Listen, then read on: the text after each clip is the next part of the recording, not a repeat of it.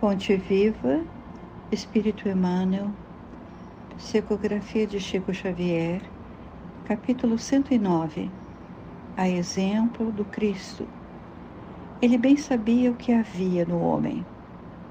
Evangelho de João, capítulo 2, versículo 25. Sim, Jesus não ignorava o que existia no homem, mas nunca se deixou impressionar negativamente. Sabia que a usura morava com Zaqueu, contudo trouxe-o da sovinice para a benemerência. Não desconhecia que Madalena era possuída pelos gênios do mal. Entretanto, renovou-a para o amor puro. Reconheceu a idade intelectual de Nicodemos, mas deu-lhe novas concepções da grandeza e da excelsidade da vida. Identificou a fraqueza de Simão Pedro. Todavia, pouco a pouco, instala no coração do discípulo a fortaleza espiritual que faria dele o sustentáculo do cristianismo nascente. Vê as dúvidas de Tomé sem desampará-lo. Conhece a sombra que habita em Judas, sem negar-lhe o culto da afeição. Jesus preocupou-se, acima de tudo, em proporcionar a cada alma uma visão mais ampla da vida e em quinhoar cada espírito com eficientes recursos de renovação para o bem. Não condenes, pois, o próximo, porque nele observes a inferioridade e a imperfeição. A exemplo do Cristo, ajuda quanto possas. O amigo divino sabe o que existe em nós. Ele não desconhece a nossa pesada e escura bagagem do pretérito nas dificuldades do nosso presente, recheado de hesitações e de erros, mas nem por isso deixa de estender-nos amorosamente as mãos.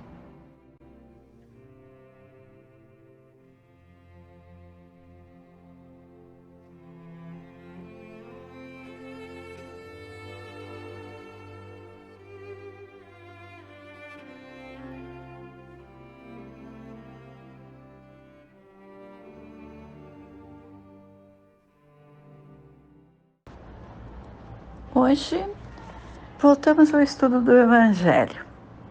E é claro que, juntamente com a dissertação de Emmanuel, e sobre o versículo de João, que está no capítulo 2, quando João começa descrevendo as bodas em Caná da Galileia. A família de Jesus foi convidada. Parece que eram parentes afastados. E lembramos pela narrativa, que tantas vezes já ouvimos, que em festas semelhantes, as pessoas viam de longe que a festividade demorava ou durava dias e que todos naturalmente aproveitavam a ocasião para comer e beber fartamente o vinho que era servido em comemoração ao casamento, às bodas. E sabemos que faltou vinho. Os parentes de Maria não eram abastados. Parece que Maria condoeu-se da situação do noivo e diz a Jesus: eles não têm mais vinho. Imaginemos o olhar de Maria. Sabia que o filho podia remediar a situação. E lemos como se desenvolveu a narração das bodas. Mas lendo agora, com atenção ou com um olhar interrogativo, os versículos, parei no versículo 6. Diz assim: estavam ali 6 talhas de pedra que os judeus usavam para a purificação e cada uma levava 2 ou 3 metretas. E as talhas destinavam-se à purificação. Como? Ao entrar na residência, os judeus costumavam lavar os pés, as mãos, faziam as suas abluções. E Jesus transforma a água em vinho nestes recipientes. Não eram vasilhas próprias para o vinho. E como era então o costume judaico quanto à limpeza? Procurei um pouco mais. Vi essa explicação. Essas talhas também serviam para a limpeza de pratos e copos. E depois, nós diríamos hoje, eram higienizadas. E naquele momento estavam ali, desocupadas, as 6 talhas de pedra. E quando João fala em metreta, é que metreta era uma medida de quantidade de litros. Quantos litros cabiam em cada uma das talhas? E importante, João testemunhou a transformação da água em vinho e depois a descreve. Somente no Evangelho de João, o milagre entre aspas, é descrito. Se nós consultarmos o livro Sabedoria do Evangelho, de Torres Pastorino, nós vamos encontrar interpretações simbólicas e bem complexas quanto ao significado da pedra, da água, do vinho. Mas isso seria alongar os nossos comentários. Então, continuemos com João. E novamente, só João escreve que depois disso, das bodas, desceram para Cafarnaum. E como estava próxima a Páscoa dos judeus, Jesus e os discípulos subiram para Jerusalém. Interessante essas anotações de João. Descer de Canaã, 200 metros acima do nível do mar, em direção a Cafarnaum, que estava a 200 metros abaixo do nível do Mediterrâneo. E Cafarnaum, claro, estava junto às margens do lago de Genezaré. Subiram para Jerusalém, escreve João. Jerusalém situada a 780 metros acima do Mediterrâneo. Esses detalhes, desceu, subiu, deram margem para que Pastorino construísse outras interpretações. E agora em nível espiritual, mas interpretações muito proveitosas. Mas resumindo os versículos seguintes de João, nós lemos a descrição da chegada ao Templo de Jerusalém e a expulsão dos exploradores. E essa expulsão dos exploradores agora é descrita pelos 4 evangelistas. Mas continuemos com João, que escreve que Jesus encontra no templo os que vendiam bois, ovelhas e pombas, e também observa os cambistas assentados. Por que vender os animais no átrio dos gentios? Átrio dos gentios, assim era chamado por reunir israelitas e os não-judeus.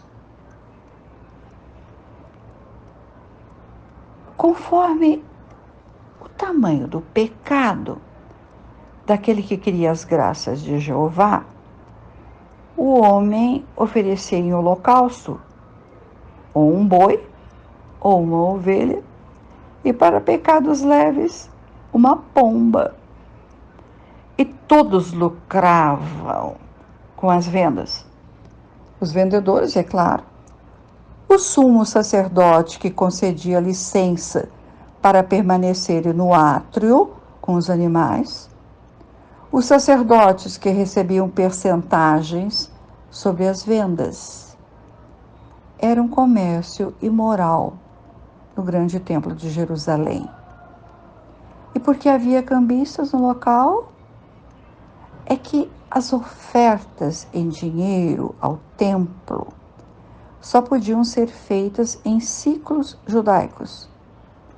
Chegavam os estrangeiros com dracmas gregas, denários dos romanos, que necessitavam trocar pelos ciclos judaicos, com ágio, é claro, com lucro para os cambistas, outro comércio. E mais percentagem para o templo. Podemos imaginar a gritaria, a confusão com os animais e cambistas, oferecendo a troca de moedas? E como Jesus age diante do espetáculo, num lugar reservado a orações? Pastorino escreve que, segundo João, Jesus fez um chicote de cordinhas ou cordéis para enxotar os animais. Mas aos homens, ele dirige a palavra severa, derrubando as mesas de onde caíram as moedas dos cambistas. A intervenção repentina e inesperada, com autoridade, desconcertou-os. E eles obedeceram, sem reação, inibidos de espanto.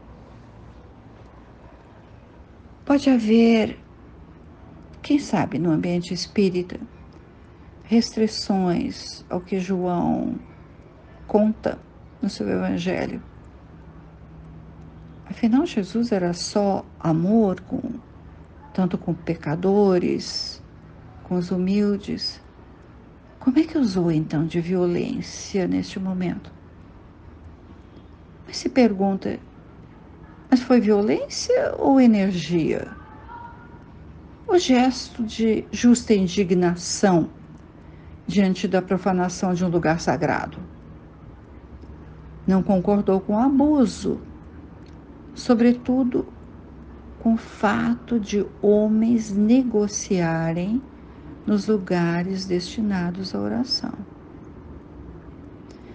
Na história do lar de Teresa, lembro de momentos em que foi também preciso usar de energia, de rigor e de decisão, sem violências, isso é certo. Continuando, nós procuramos explicar, e foi até rapidamente, explicar os antecedentes desse versículo do Evangelho de João. Qual versículo? Ele bem sabia o que havia no homem. E assim começamos a entender o sentido dessa afirmação de João. Depois do acontecido no templo, João escreve que Jesus dera demonstrações inexplicáveis para os judeus quanto à sua ação espiritual, curas, palavras de sabedoria, como ele curava cegos, paralíticos, leprosos. Como é que aquele simples carpinteiro conhecia tanto das velhas escrituras e falava ao povo simples, de maneira que eles o compreendessem? Então, João escreve que diante da presença sublime de Jesus, muitos crerão em seu nome.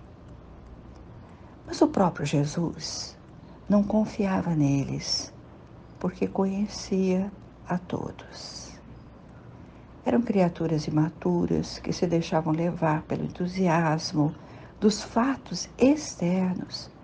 Admiravam-se, acreditavam, mas essa fé era externa, fraca. Agora vamos ver esse versículo 25 completo, porque é o versículo que encabeça o texto de Emmanuel, versículo que João escreve. E não precisava que alguém lhe desse testemunho do homem, pois ele mesmo sabia o que havia no homem. Ninguém precisava avisar o Cristo.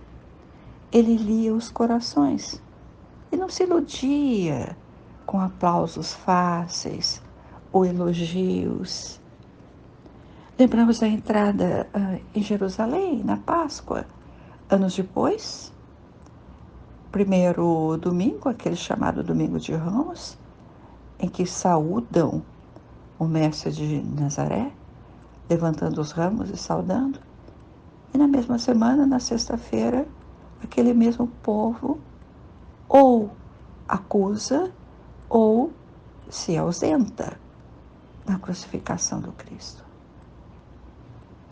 Ele sabia o que era a natureza do homem, ainda carregado de imperfeições, de ignorâncias, e que só diminuiriam com as encarnações sucessivas, através de muitas experiências, através do tempo.